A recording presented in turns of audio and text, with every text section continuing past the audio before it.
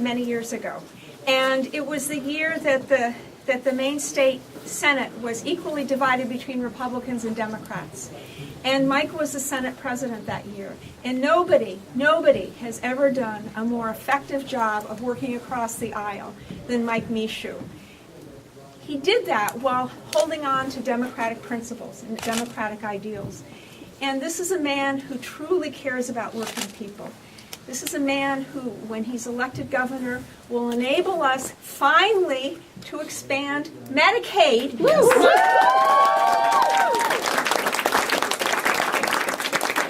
70,000 people in this state.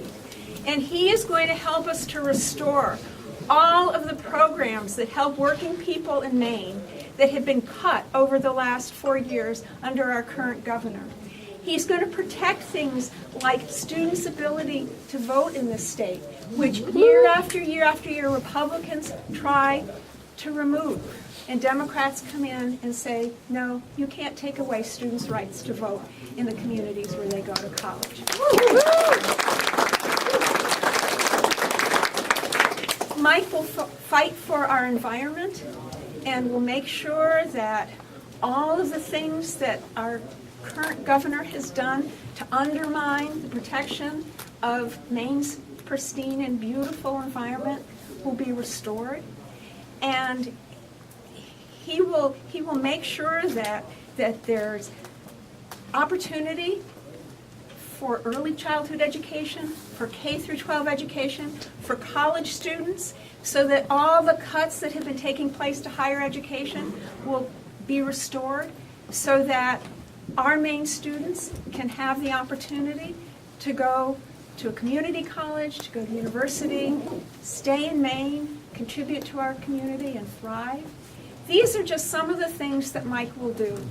And I can't, having worked with our current governor, I cannot stress enough how important it is for all of us between now and 8 o'clock on Tuesday night to work our hearts out to get this man elected. I mean, you talk about elections with consequences. We have watched in Maine over the last 4 years all of our good work unravel, whether or not it was funding higher education, helping families move out of poverty, protecting our environment, whatever you name, our current governor has undermined it and put in tax cuts that have benefited primarily the rich, and that money has come from all these other programs that we all care about as Democrats. So thank you for being here. Thank you so much between now and the time the polls close on Tuesday for working your heart out for this wonderful man who's going to do great work for the people of Maine and for the entire country. Mike? That's something to follow there, Mike. Thank you very much, Peggy, for that very kind and very generous introduction. And I can tell you that I've served, as you know, with Peggy in the legislature, and she's done a phenomenal job representing this area in the entire state. And I know it's not an easy task. I served under a Republican governor, a Democratic governor, and an independent governor, and I thought I've seen everything during my tenure in the Maine legislature. But what the legislators are going through today with our current governor is just mind-boggling, that he doesn't even want to sit down and talk to the legislative leadership. And he doesn't, not only Democrats, but Republicans as well. So we have a lot going for us in this election cycle, because this governor's failed policy and what he stands for is just amazing.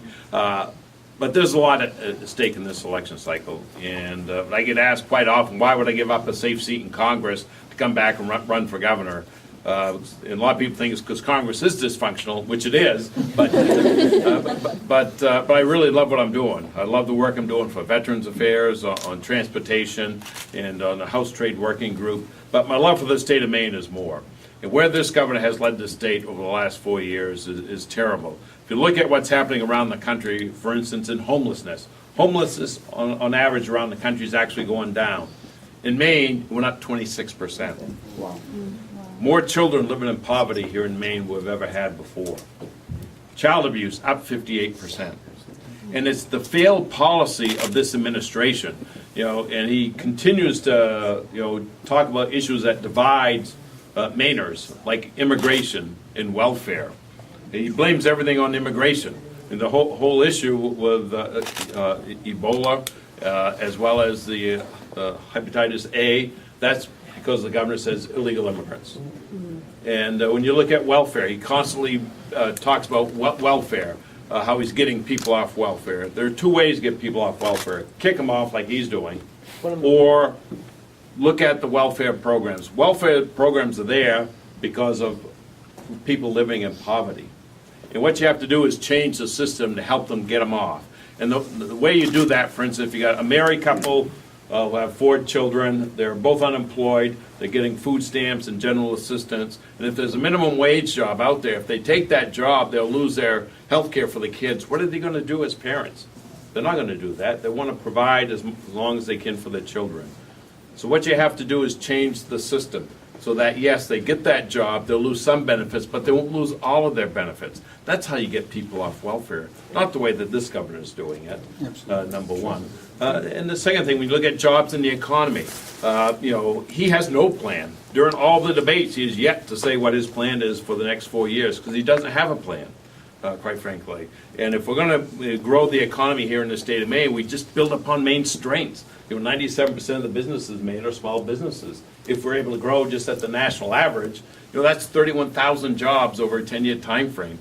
Making Maine the food basket for New England. Our farmers in Maine are actually younger and younger, and more farmers are moving in. There are young farmers moving in the state of Maine. So if Maine was the food basket for New England, not only those farming and fishing jobs, but the processing of the produce, that's a great opportunity to grow our economy here in the state of Maine.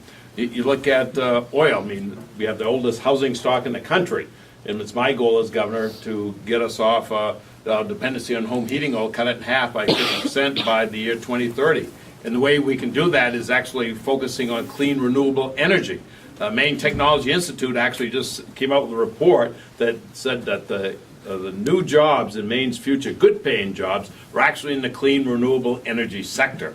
And here's a governor who doesn't believe in windmill, doesn't believe in solar power, and there's a lot of opportunity here, not only with wind and solar, but tidal power and conservation and weatherization. So we can actually create good-paying jobs here in the state of Maine. Actually, the other night when I was riding with President Obama to the event,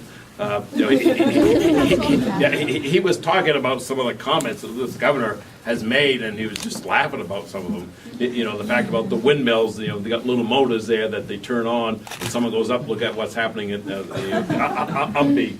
And it's just amazing what this governor, his comments, have said. We can do better in that. When you look at education, I've always used education as investment. It's investment in our future. And if we're going to move this state forward, we got to make sure we start investing in education, from K through 12 as well as higher ed, and actually from birth on. Because study after study has shown the more money you put up front, you get better results at the end. And this governor has not done that. Matter of fact, he's shifting the cost back on the municipalities, which causes the municipalities a lot of problems. So there is a lot at stake in this election. And I'd ask you to also to look at the legislators who are running as well. Jared and Peggy and Heidi and another guy. And Guy. And other who else is here, but also focus on the legislators as well. Because there is a lot riding on this election. We only got 4 days left. So I want to thank all of you for coming up, because I know it's you could have been somewhere else probably that's warmer than Maine, but I really appreciate everyone who's living here, been working here on this campaign, those that actually came up to help this campaign. By your getting out there and really focusing on door-to-door, that personal contact is going to make a difference. And it is a very close election. Make no mistake about it, it's a very close election. And so I want to thank you for that and just ask you to continue working extremely hard. Don't give up, because on November 5th, I hate to wake up and find out that we have this governor for 4 more years, which would not be good for the state of Maine. So once again, thank you very much for all the hard work you're doing.